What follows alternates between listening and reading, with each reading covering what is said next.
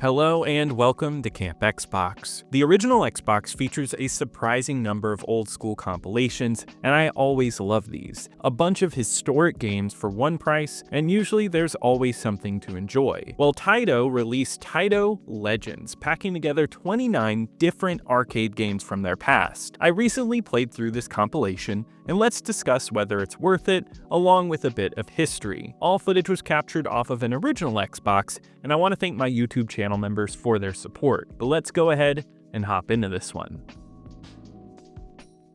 Taito Corporation's history dates all the way back to 1953. They initially manufactured a variety of items, including small vending machines. Yet, as the years rolled by, they became increasingly interested in electronics, developing jukeboxes. By the 1970s, they acquired a vending machine company and sought to enter the electronic gaming market, building on games like Pong. However, by 1978, things would change with the release of Space Invaders. Easily one of the most popular games for arcades, this game helped establish Taito as a prominent player in the arcade space. They went on to release notable games like Bubble Bobble and Kicks, yet today's game was released in 2005 much later, which was an interesting year for them. They were still releasing a large number of games in Japan and arcades at this time, yet many home console versions would be handled by various other publishers and developers. By September of that year, they had announced the release of an old school compilation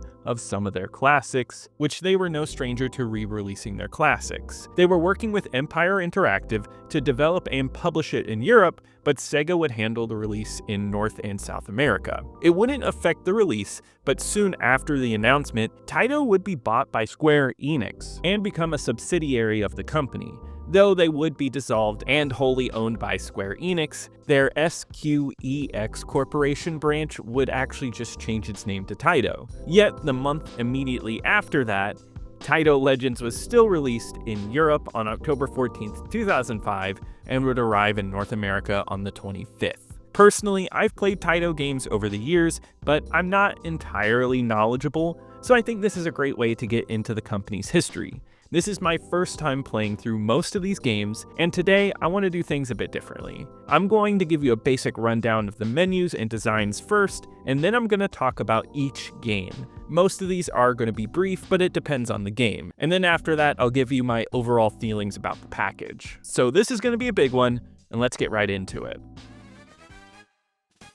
The menu layout and presentation are solid and straightforward here. You hit start and you're given all the games along with options. The options are general, but one thing I found sorely missing is the ability to reorganize the games. The games are always presented in alphabetical order, and I like to see more ways to reorganize them, but at least give me a release order way to look at it. I appreciate compilations more when they're presented from earliest to latest to see how things had changed in arcades. But you can't do that here. That's my only real complaint about the menu system though. It's easy to manage, and also you get a really fun song in the background.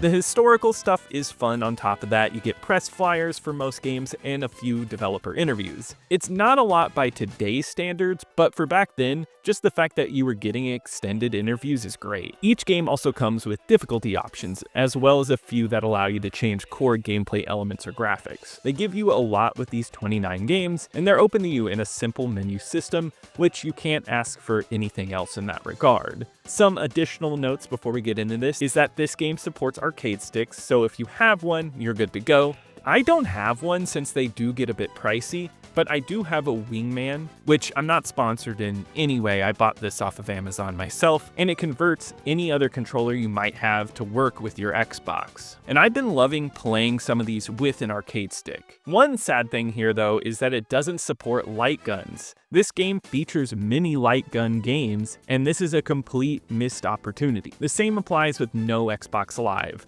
though that doesn't matter as much now. Of course, with Insignia, the Xbox Live replacement service, this would revitalize this, but unfortunately, it's not here. I feel like high score games need a realistic leaderboard to feel like you're competing against real people, especially in this era, and the fact that it's not here is disappointing. However, it's a lot harder to make this a negative, especially nowadays, when the official Xbox Live isn't a thing anymore. But getting away from that, what's king here are the games, and let's take a look at each one of them.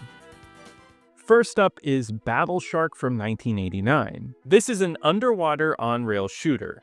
It's already missing out a bit without the light gun support, but this game had a weird control scheme in the arcade that just can't be replicated at home. The cabinet had you looking down a periscope and firing, which sounds extremely cool. Here you just get the game screen and you shoot at other submarines. The levels are divided into underwater missions featuring some impressive voice work for the time. Objective: underwater battle tank Romanos. This is a fast shooter, and elements will be thrown at you constantly. It's always moving, and you just shoot ammo and upgrades to get better, and this game is quick.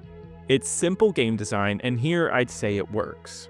It is helpful that this game looks awesome. The layering here is incredible. The large sprites moving through these environments deliver so much. Shooters can be a bit boring on console, especially without light guns, but it's the environment that brings this one together. Here you get so much, and the underwater style is something different. There's not much more here, but this is a fun shooter.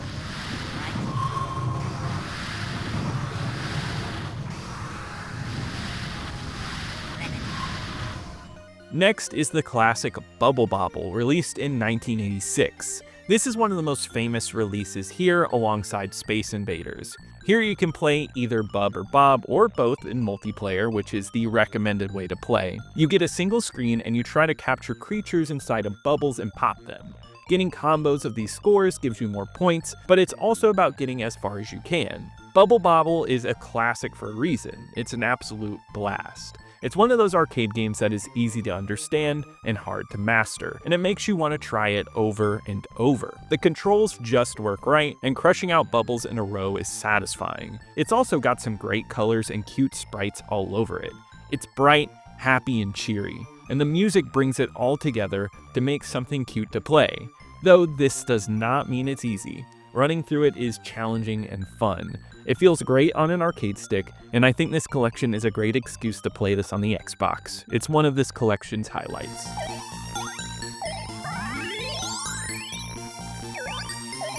Colony 7 is next, and it's one of the oldest games on this list, dating back to 1981. This is a missile command style game where you command a base on the bottom of the map, and you aim and shoot at incoming UFOs. You need to kill them before they break through your base and destroy what's underneath.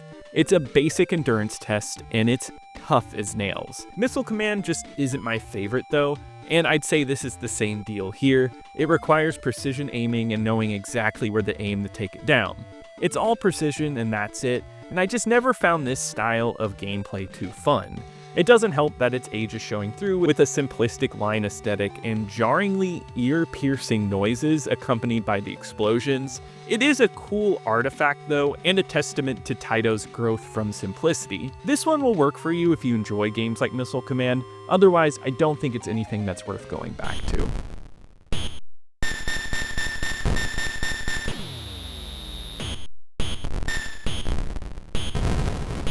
We have Continental Circus next, which was released in 1989. The cabinet for this game included a wheel as well as 3D goggles to create a 3D effect, which isn't replicated here, of course. This is an F1 racing game and is the only racing game in the mix today. If they were going to pick one though, this is a great choice. First off, this game looks incredible. In some ways, the 3D is still noticeable, and the way it moves along these tracks is excellent. The way cars and objects move in and out of frame and change in size is crazy for 1989. If you're like me and are a fan of Outrun, you will love this. It's an F1 race, so you need to get to the end and qualify by reaching a certain place. And it's tough. You shift from high to low gear, you have to make sure to use brakes because turns are tough, and hitting cars will knock you out easily. One hit, and you'll have to go to the pit for repairs, and 2 hits, your car is going to explode. You have to manage your speed and dodge often to reach number 1, and the sense of speed with this is excellent. The tracks in this game are simple because it's just an F1 style game, so it works, and it controls well and looks amazing, which makes for a great, fast, arcadey experience, and this is a highlight of the bunch.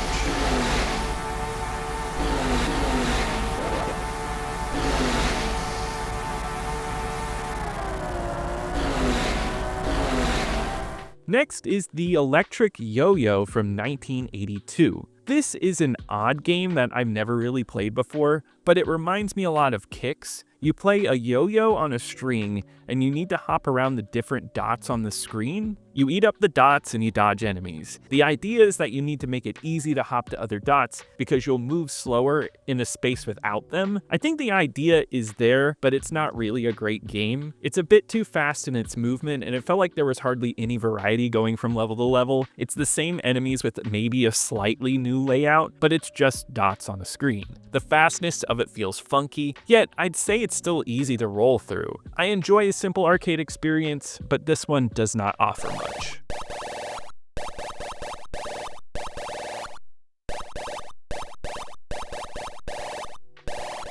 Next is Elevator Action from 1983. This is a classic in my eyes, and this game is one of my favorites. This is an old school platformer where you must navigate from the top of the building to the bottom and escape. Along the way, you must stop and collect briefcases as well as dodge enemies. The way the levels are designed is what strikes me as the most fun. The way the elevators are scattered around with them constantly moving up and down. It's a small and contained level, but still maze-like at the same time, asking you to tackle it in spontaneous ways based on enemy placement. You must stay focused because if you focus on one enemy, there might be another taking an elevator down to get you. You have to mix ducking, jumping, and shooting to kill them, and they spawn randomly, making for a difficult game. It's a genuinely stressful arcade game, but the simplicity of these arcade controls and the overall style make this one a blast to run through. This is one of the older games of the bunch, but it still holds up as something special.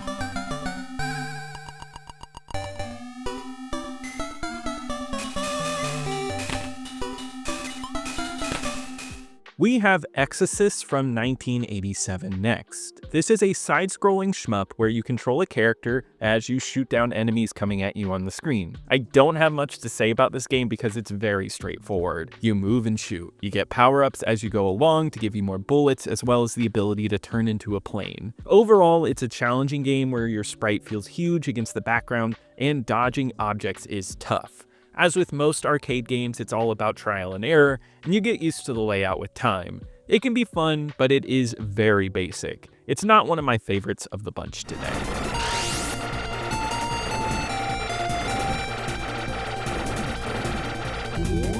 Next is Gladiator from 1986. This is a unique pseudo-fighting game, and it stands out as one of the best games in the compilation. You play as a character who moves from one end of the level to the next. Along the way, you will have a ton of objects thrown at you, and with one side of the controller, you move your shield from a high, medium, and low position to block. On the other side, you move the sword from the same positions to attack. At first, it may seem confusing, but it ends up having a nice flow to it, and it's a great mix and match to block objects. It's something fresh and unique. Yet, it's when you get to the fights that this game shines. Having someone attack you and having to think about the placement of your shield for defense and your sword to get a good attack in is thoughtful and challenging. It's the control style combined with the great fighting that makes this one stand out. Gladiator is a fun gauntlet of a game worth checking out here.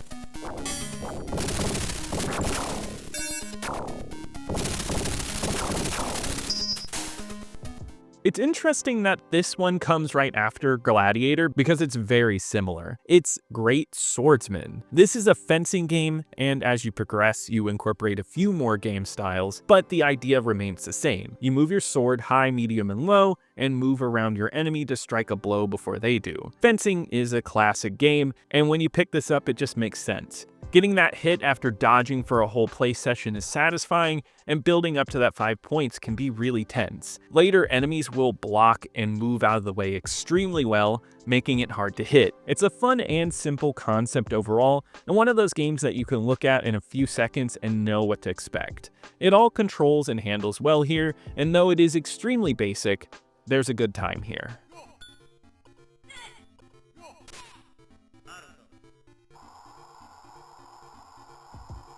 Next is Jungle Hunt from 1982. This is another extremely simple one in today's mix. It features you playing a character that hops between vines. It's all timing based. In between, you will swim, dodging crocodiles, and then there's a few more platforming challenges. For 1982, it's understandable why this one is as simple as it is, though it plays smoothly and there is some variety in the sections. It's fun for a quick playthrough, but it is on the weaker end in my eyes. It doesn't offer a whole lot of anything fresh or replayable, which an arcade game needs to have that to keep you going for that high score. I get the historical importance of this game as it was ported multiple times over, and I know people consider this a classic, but I just don't really enjoy it, so I would put it on the lower end of the list.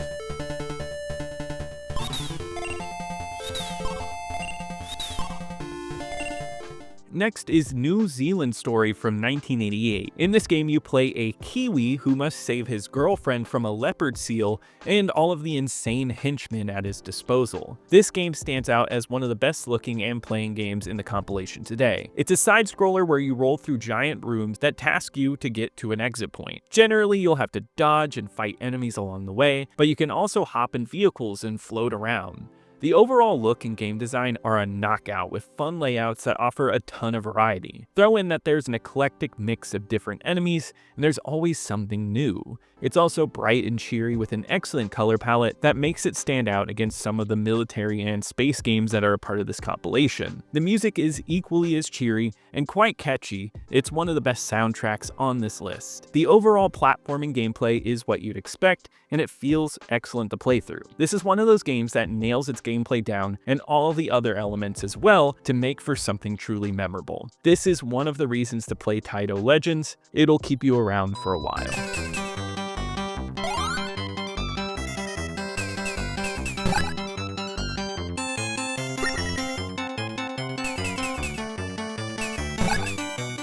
We have The Ninja Kids up next from 1990. This is a beat-em-up game that fits a lot of the archetypes of the genre, though that's not a bad thing. In this game, you pick from a selection of ninja marionettes, and you fight an onslaught of enemies. The characters look like puppets, and it gives this game a nice simple look that I think is appealing. It's got bright colors and a ton of enemy variety. They throw everything at the wall here with balloon-style bosses that you pop and werewolves. The zaniness is what gives Ninja Kids the little creative edge to make it stand out. The combat is extremely smooth here too, pressing buttons for different kicks and weapon swings flows well, and it makes for engaging combat. For me, beat-em-ups are not the most exciting genre, and what keeps them strong for me is the variety in locales and the look, and you do get a lot of that here. This game changes locations often. This is a good one for a nice breezy playthrough.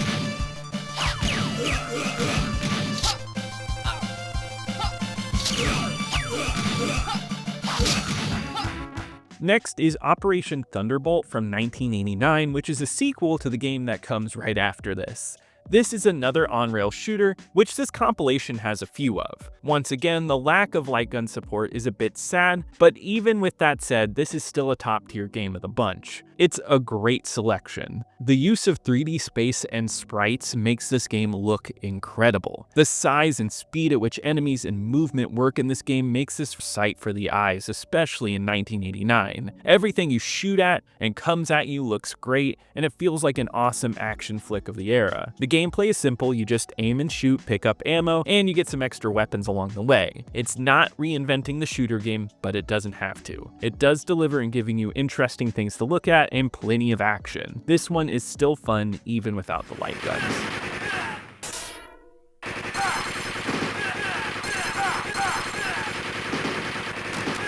Operation Wolf is next, which is the entry before Thunderbolt from 1987. This is another on-rail shooter with a great intro cutscene.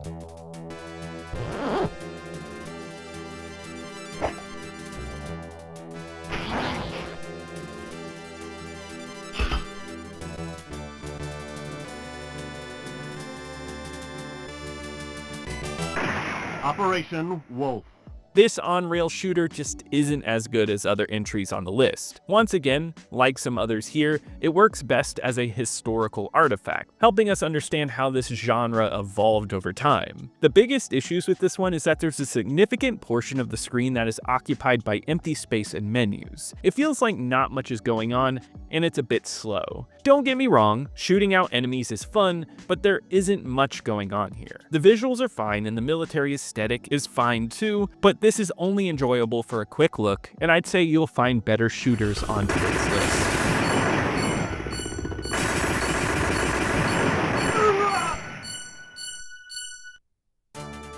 You succeeded in demolishing the communication setup, cutting off the enemy from rescue.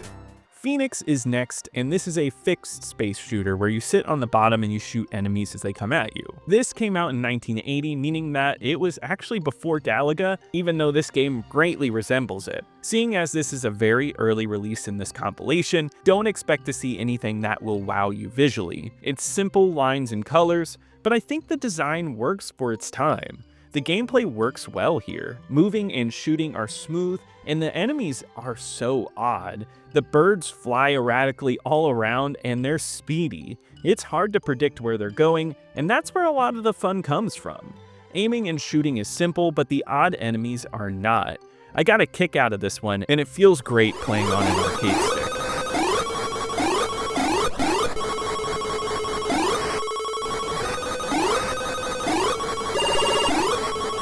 Next is one of the few puzzle games on today's list, which is Plotting from 1989. It's a puzzle game where you have a piece with a symbol on it and you throw it into a pile to match them up, and you get the next piece that's in line after it. You have to make sure that there's always a piece of a matching symbol to hit another, otherwise you'll lose a life. It's a simple concept, and I do enjoy a good puzzle game, but this one just isn't great. It's thoughtful, but I felt like it was a bit slow for this style of puzzle game. I would have preferred to have an opponent that forces you to be fast or drops pieces on you, but here you just stare at these blocks and you make strategic moves. It's not bad by any means, but it lacks the addictive qualities of other arcade puzzle games of its time. There's just not much going on here.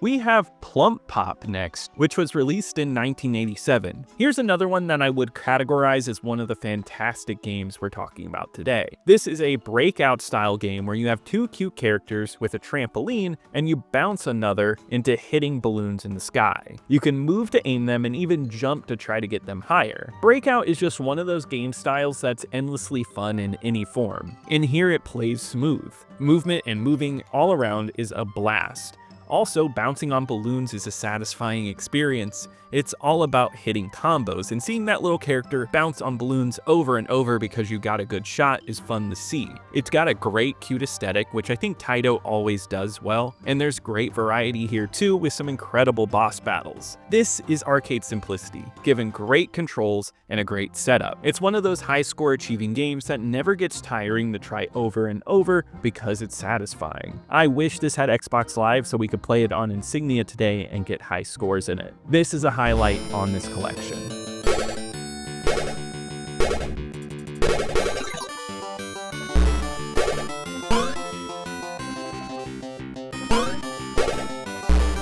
Next is the Bubble Bobble sequel, Rainbow Islands from 1987. Though this one does not feature the dragons, it actually features them in human form. This game in total is a fresh and different idea for the franchise, and I think that's part of the fun here. It's not riffing on the same idea, but it does take elements and try something new with them. It leads to a great platforming adventure in the end. One thing it does take though is some great cute music and some awesome graphics. I love the bright, cheery style of this game, which goes well with your characters shooting rainbows all over the place. It's such a happy game, and I can appreciate that. In this game, you move from the bottom of the area to the top. You shoot out rainbows to kill enemies, but you can also create new platforms with it. It allows you to reach odd areas or skip over enemies you might not want to fight. It's a creative and fresh take for a platformer of the time, and it still manages to be satisfying. All of the jumping and movement is great, and it's a blast to run through. I'm happy to see this game get included here.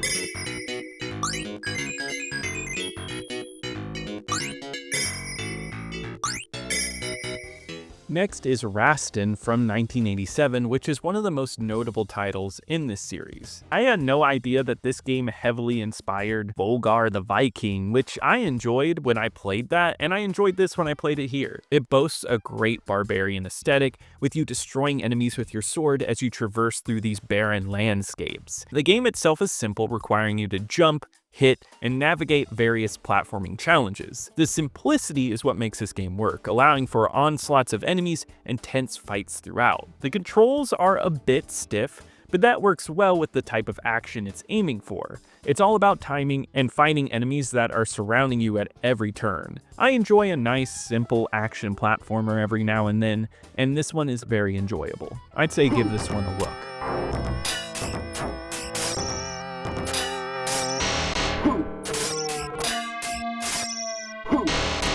Going in alphabetical order, the first Space Invaders game of the bunch is the third entry, Return of the Invaders from 1985. This is an upgrade to Space Invaders, which is a simple shoot from the bottom game where you shoot enemies that are above you. This retains that style, but feels smoother to play and features a lot more variety. Here it's giving a strong sci-fi theme with a sci-fi shield and gun. The aliens have a lot more variety to them in terms of color, and they offer a bit more in terms of movement. It's still just as simple as Space Invaders though, where you just move around and shoot. Not that that's a bad thing though, and the Space Invaders formula is a classic for a reason. It's pure arcade fun, and it's always a good time to run through it.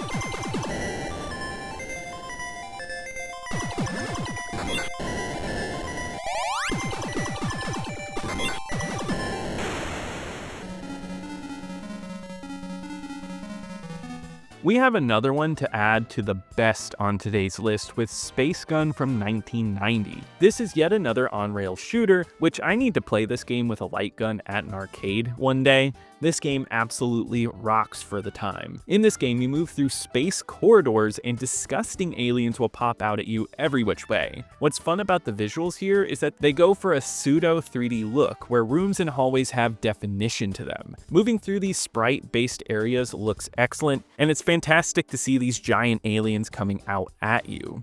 The blood spray from the aliens is surprising to see too, in a sea of tame games here. The Alien franchise is definitely a big inspiration here, and that's not a bad thing. It gives the game a really nice aesthetic. The actual shooter gameplay is simple, it's just aiming and shooting, but the aliens take multiple hits and their limbs can be torn off, which I think makes it more tense than an average shooter. Throw in multiple times where you can pick your own path, and you have a creative and different shooter on today's list. This is one of the best in the collection.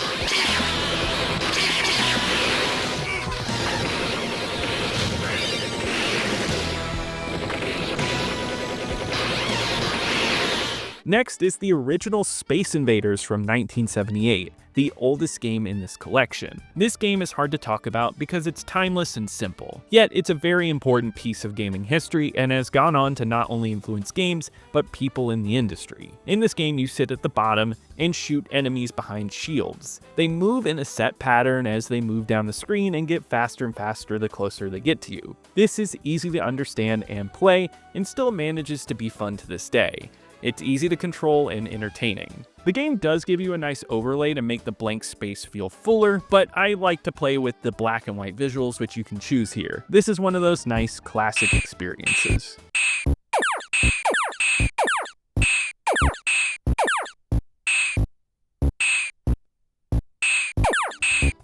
I have even less to say about Space Invaders Part 2 from 1979, where the third entry does change things a bit more. This one does almost nothing.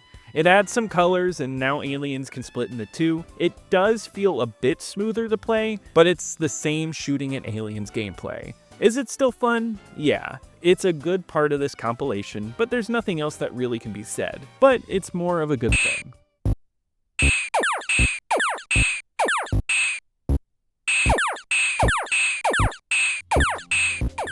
I am a massive fan of kicks, so I was happy to see it here with super kicks. In this game, you have a giant space and one large enemy in the middle, and sometimes some smaller ones bouncing around. Your goal is to draw blocks to fill in the empty space. Your goal is to fill in a certain percentage of the board in order to move on. I love the simple gameplay here, but something about it is tense and addictive. Leaving your space to venture out and the possibility of getting attacked just to finish in time is satisfying. Making those big moves trying to capture a huge chunk of the screen is awesome. There's some really great strategy here where you can take out smaller blocks to trap enemies in a smaller space. It's thoughtful and just plain addicting. We don't get the original kicks here, but this is much improved graphically and has a nice sprite aesthetic. Another one that is purely fun, but there is one more kicks game later, and I think that one's better.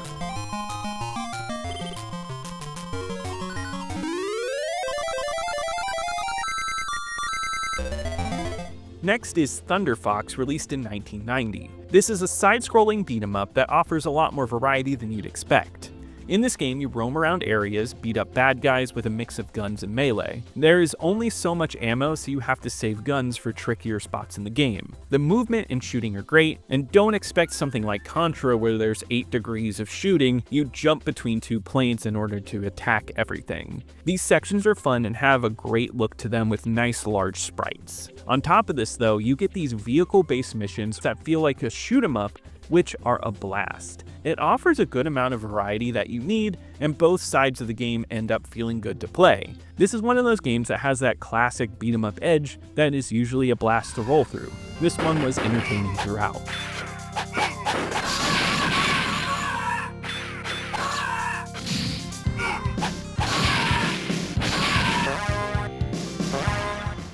Next is Tokio from 1986. This is as basic of a shmup as you can get, but this time from a top-down angle. I actually expected more of this style of game in this compilation, and I would have welcomed it. Tokio is a good bit of fun, and is definitely an early game in this compilation. It's easy, but a bit stiff to move around, and you kill loads of enemies coming at you. The visuals are pretty basic for its time, and it's easy to pick up and play. The game does have a fun power-up system where you pick up small ships to deal extra damage, but that's about it for quirks. This is one of those games where what you see is what you get. It's not a standout here, but it is at least enjoyable.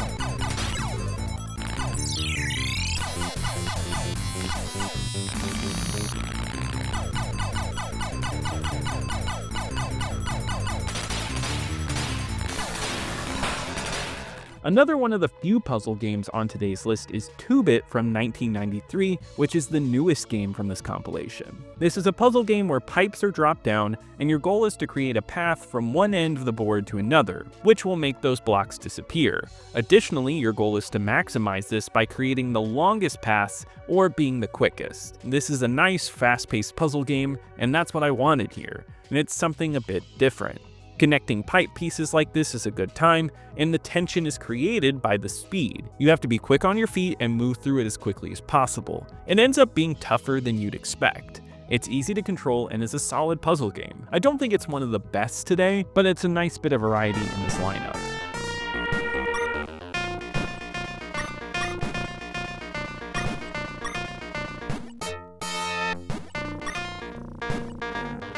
Here is the other kicks game, Volfied, from 1989. This, to me, is the best game in the mix today, and this is completely biased as I love the series, but Volfied is such a great evolution of an already awesome formula, where you are in a box with enemies inside and you need to fill out the middle space as much as possible. It controls and feels smoother than it ever has before. But here though, they take a lot of notes from space shooters of the time and combine those elements to make a more sci-fi version of kicks. There are a ton of power-ups you can use to slow down time, or you can speed it up. You can also gain guns and quickly take out small enemies this way. This game gives you so much more action. Adding to the action is a variety of bosses. They throw out bosses that have a whole bunch of moves other than just moving around. They'll shoot at you, change in size, and do so much more. Every boss gives you a unique challenge and changes how you play. It helps bring that visual variety to such a simple game. This is how you upgrade an old school arcade classic and give it more definition and thus more entertainment. I was hooked on this one since I booted up this game, and I keep going back to it after playing through everything.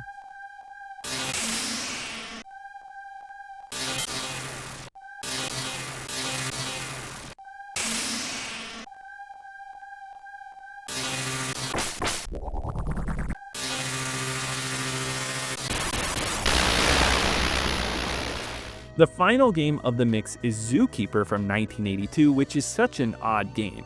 In this game, you play the titular zookeeper, and there are a bunch of animals in the center of a pen. You have to build a brick wall around them to keep them in. They will bounce off the wall and destroy it, so you have to quickly go around and rebuild it to keep them in, along with jumping over animals to trap those animals inside. This game gives me a strong Donkey Kong feeling, and the jumping feels exactly like it. It's a bit stiff, but something you can get used to. It's an early arcade game, so expect a simplistic look, but the game itself is fine. I think the odd idea is helpful here and makes it unique from any other game here today. The constant rebuilding makes it fast, and I was entertained. It's nothing I really wanted to replay, but it's fine for what it is.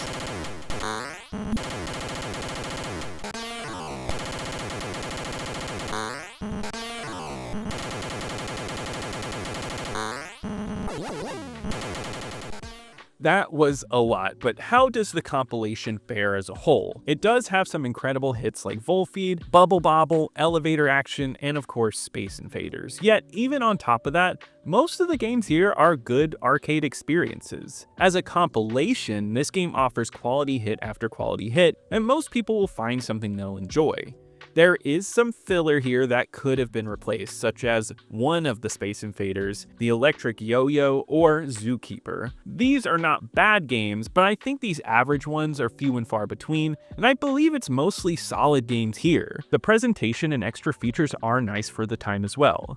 I do wish it had light gun support and allowed you to reorganize the games by release date, but other than that, I don't have many issues here. Taito Legends is a solid compilation. On my Xbox ranking list where I rank every original Xbox game I've reviewed on the channel, this enters in at number 46 of the 113 games I've covered so far. I think it offers a lot more replay value with its variety of games over Mission Impossible, which is fun, but doesn't offer a lot after you beat it the first time.